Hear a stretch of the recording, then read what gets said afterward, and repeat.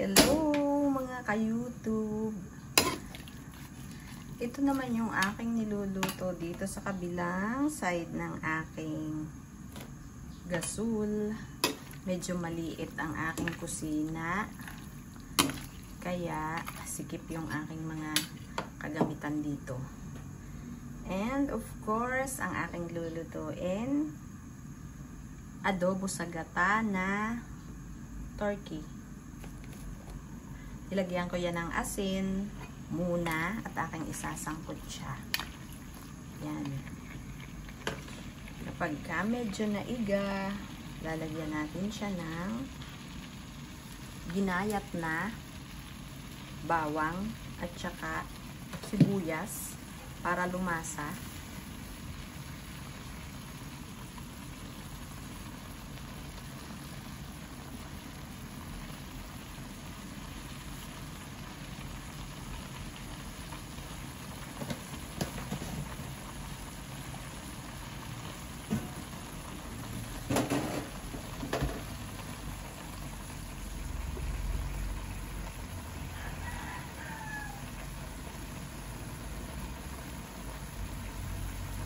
Inaayos ko lang guys ang aking camera dahil mag-isa lang ako rin yung camera woman.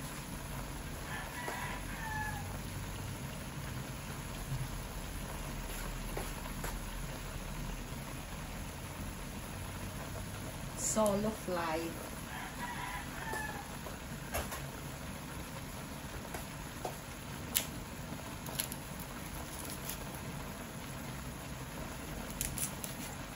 Dapat ay maiga muna yung sabaw. Maubos yung sabaw. Para lumasa yung asin sa aking niluluto.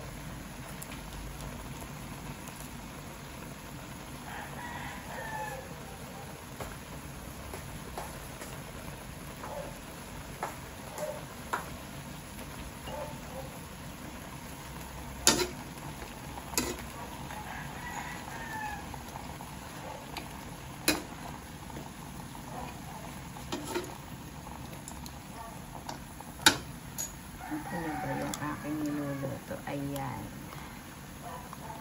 Ayos natin itong aking camera.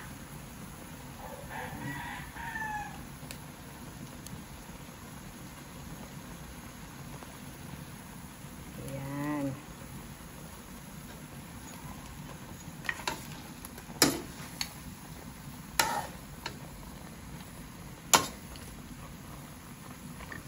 Gagawin ko siyang adobo sa gata.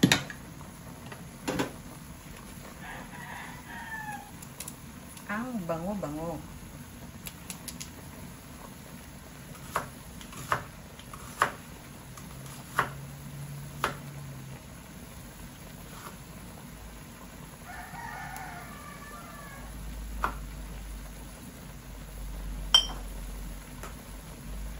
Lagyan natin ng sibuyas. Kalahati munang sibuyas, malaki yan. And of course, ang aking bawang, fried garlic. Lagyan natin ng fried garlic.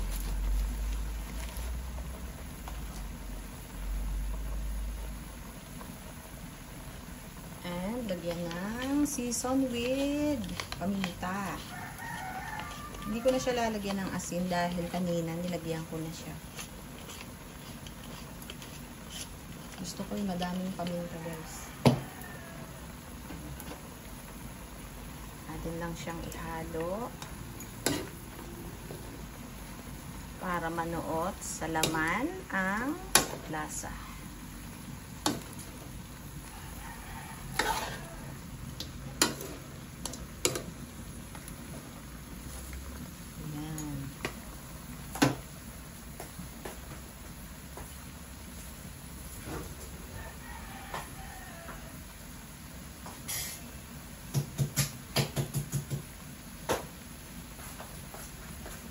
Special na sangkap.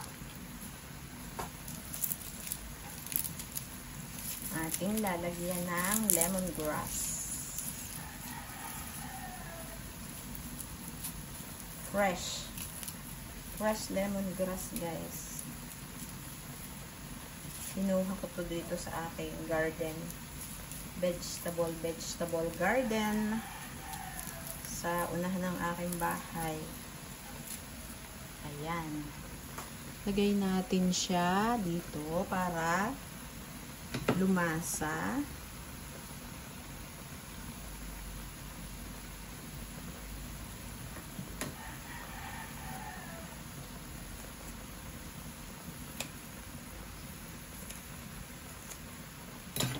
Lagay din natin ang napakalaking gizzard.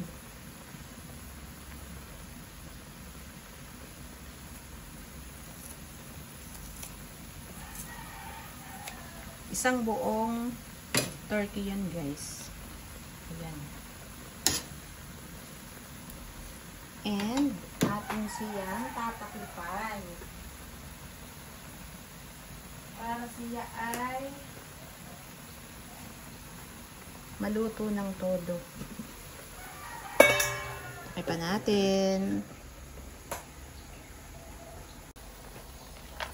Of course, malambot na yung aking turkey.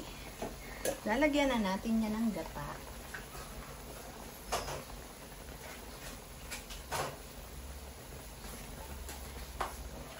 Yung gata ko lang ay itong nasa pouch or sachet or pouch nga. Ang gulo. Lagyan natin ng gata. Yan. Para masarap. Lagyan din ng siling haba. Ganyan lang kasimple ang pagluluto ng adobo sa gata na turkey.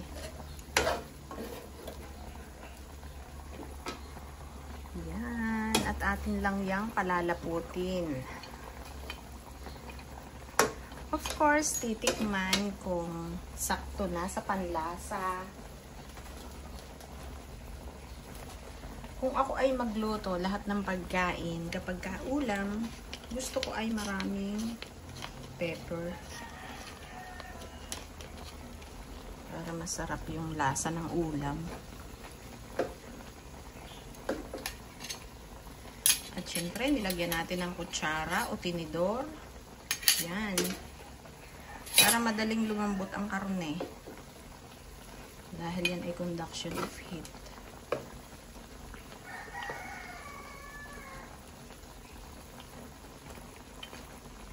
Ready to serve.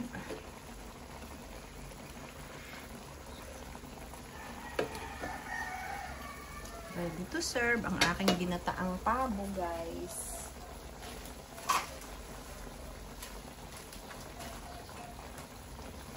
Sprinkle natin ng fried garlic para mas masarap.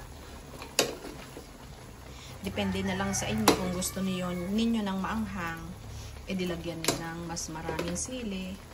Ang sili ay pampabango at pampalasa, pampaanghang. Yan, luto na.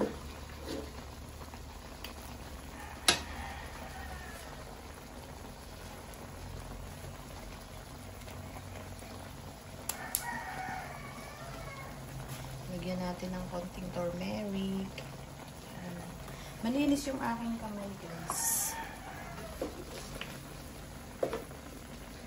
Kain na tayo, mga ka-YT, ka-YouTube.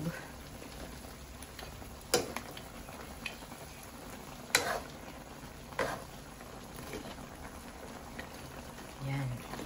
Salamat sa panonood.